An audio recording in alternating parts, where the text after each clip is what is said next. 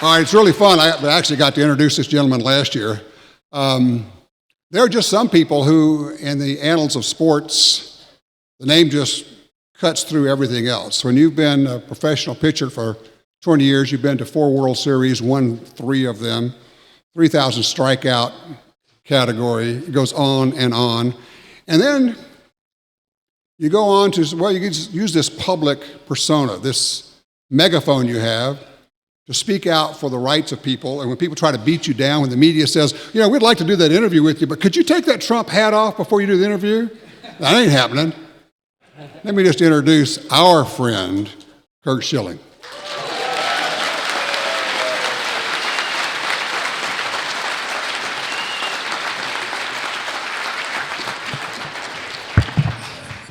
All right, for those of you still eating, I'm probably going to do something rather annoying. And by the way, there are 2 more flags here than I've seen at all the Democratic debates combined. But I would like to start my speech with the Pledge of Allegiance. It's not said enough, and it's something I'm always proud to do, so let's stand and do it together. Oh, all right, here we go.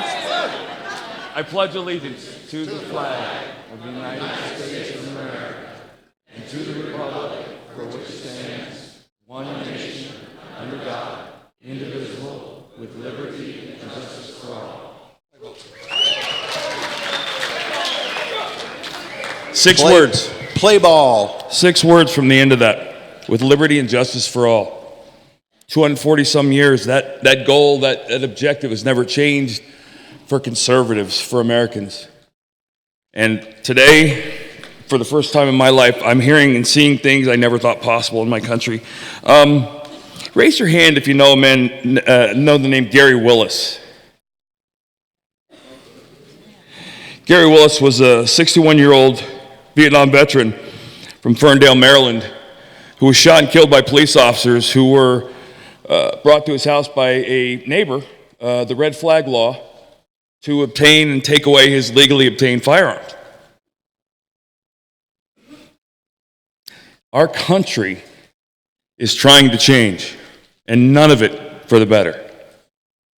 The things that we fought for and the things that we live for and the things that we breathe for matter as much, if not more, today than they ever have. And sitting up here with people who are making a difference in the world in a way, and listen, yes, this is about guns, but at the core of this issue, we all know it's about people. This has always been about people.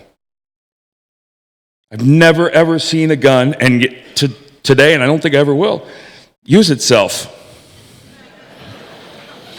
But we have red flag laws happening in this country.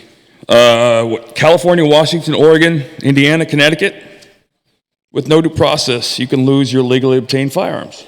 Deerfield, Illinois tried to make legal, law-abiding citizens on Sunday, felons on Monday. There's 18 other states considering it. And it dawned on me as I'm reading this article, mistake number 1, in The Guardian.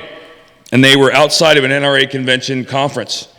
And they were interviewing people as they went in. And they were asking them, as gun owners, what pisses you off the most? What makes you the most upset? And they got a ton of different answers. Lack of knowledge that the left has on gun laws and gun safety and stuff. And one of them said, and this is what the writer wrote. One of the respondents said, I don't like to be called a redneck. And the writer wrote after this, there were probably only 2 or 3 attendants that were actually rednecks because we only saw 2 or 3 people wearing overalls.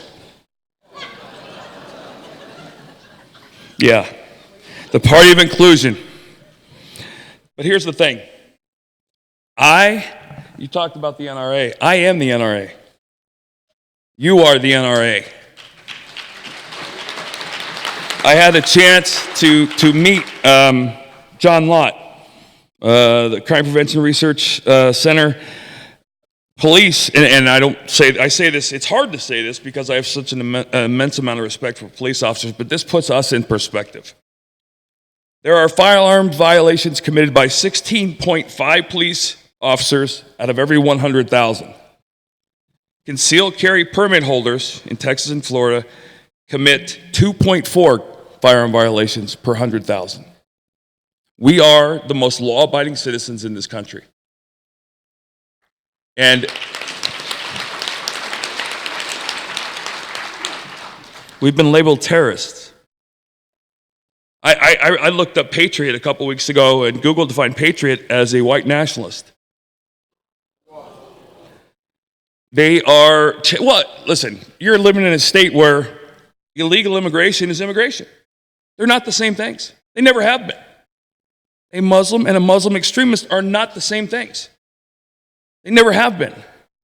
But it's exact when you can, this is, so I'm starting to speak at a company, a group called the Young Americans Foundation, Ben Shapiro, Candace Owens, and going around to colleges, and I realized this is absolutely a battle for information. The left now controls how it flows, where it flows. And it is, as a father of 4 kids, I don't know that it's ever been a more challenging time to raise kids right than now. And I watch my 4 kids. So I'm going to tell you a quick story because I'm really proud of this story. My son, my 17-year-old, who's the last one left in high school, is in a sociology class, and the professor was talking about the genocide of the Native Americans and how the Pilgrims and the Spanish were horribly guilty, and we should, along the reparations line of discussion. And my son raises his hand and he says, "Excuse me, sir, but if I'm not mistaken, every country in the history of the world that has ever been founded was founded on conquest."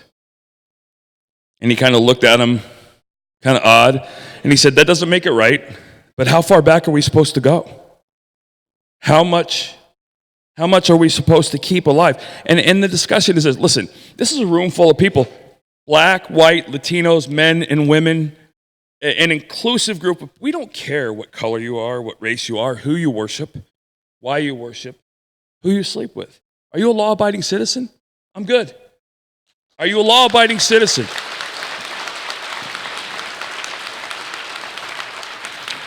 But when you're dealing with a group of people who for the life of them, cannot understand shall not be infringed. They don't. They get it. Obviously, they get it. But when you have a Swalwell and a Pelosi and just the list of idiots goes on and on and on, they're finally in a place where the media, they've conspired with the media to the point where they're no longer afraid to tell us what they're after. I like that. That's why I like openly bigoted racist people to be openly bigoted. I want to know who they are. I want to know who they are because then I don't have to, that's the beauty of capitalism, is it not? I don't shop at Walmart anymore. But we get to make that choice. And this group of people on the left has the audacity to tell us, a group of people, by the way, that we now know tried to overthrow a democratic election. And that's not a conspiracy theory. That's fact. We know that they did. The left wants us to give these people more power, more control of our firearms. There's only one way they're getting them, and you know how that is. And the thing about that is, I believe we're getting to a nexus here. And so my biggest fear, I don't see somebody out there de-escalating any of this. Trump is in the White House. He's going to win by a bigger margin than he won in 2016 and 2020.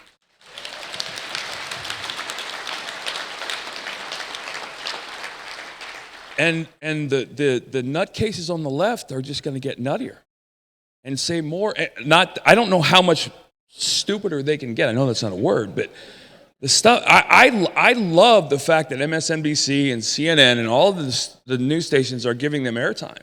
Because every time Alexandria Ocasio-Cortez opens her mouth, a conservative voter is born. And think about that. She graduated from BU. College graduates, I got to tell you this. I live in Massachusetts, so you can imagine. It took me, I think, 14 decades to get my concealed carry permit, but I got it. I found in the last 10 years the dumbest people I've ever met usually have Harvard somewhere in their name, in their title. And it's a group of elitists It's a group of, they really honestly, the deplorable thing couldn't have happened at a better time because that's honestly what they think of us. And when you look at, I have to laugh when I look at the last presidential debates of the 2016. We had a Latino, we had a Cuban, we had a woman, we had a black man, we had a white man. They had 3 rich old white people. And they were calling us, and it's true. I mean, Goebbels said it for Hitler and the Nazi. You say something long enough, and people believe it. All you had to do was turn the channel on yesterday and watch that young lady in Washington talking about climate change. God bless her for the effort.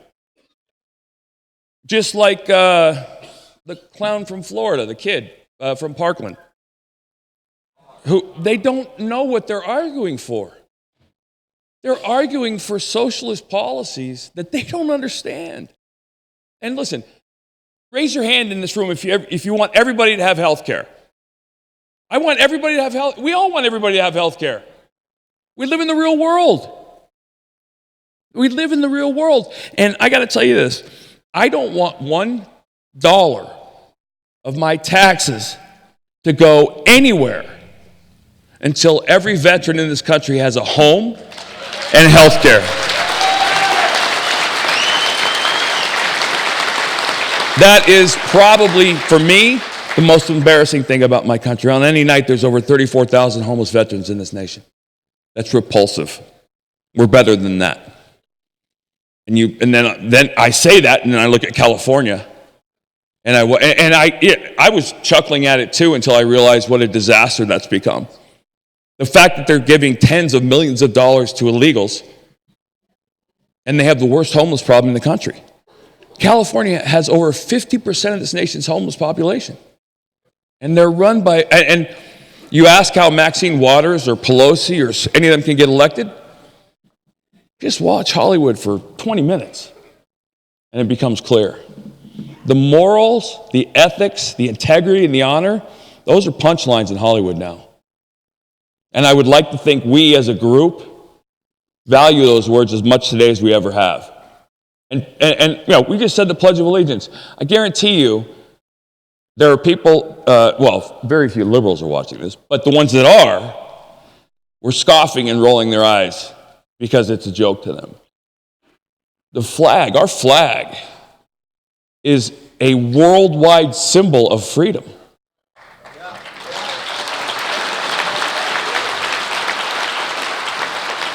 And I have never, ever in my lifetime heard of an American citizen fleeing to Russia.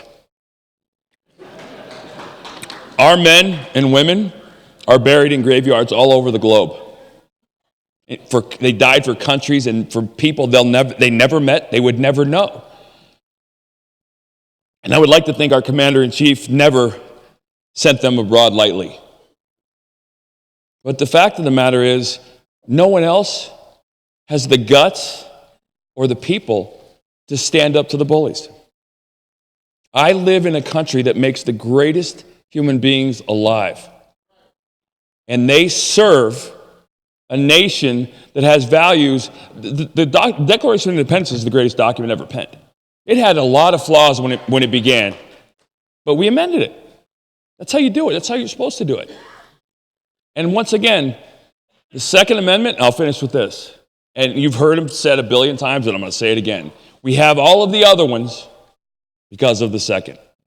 And that will never change and can never change. Thank you very much for inviting me. I appreciate it. Thank you.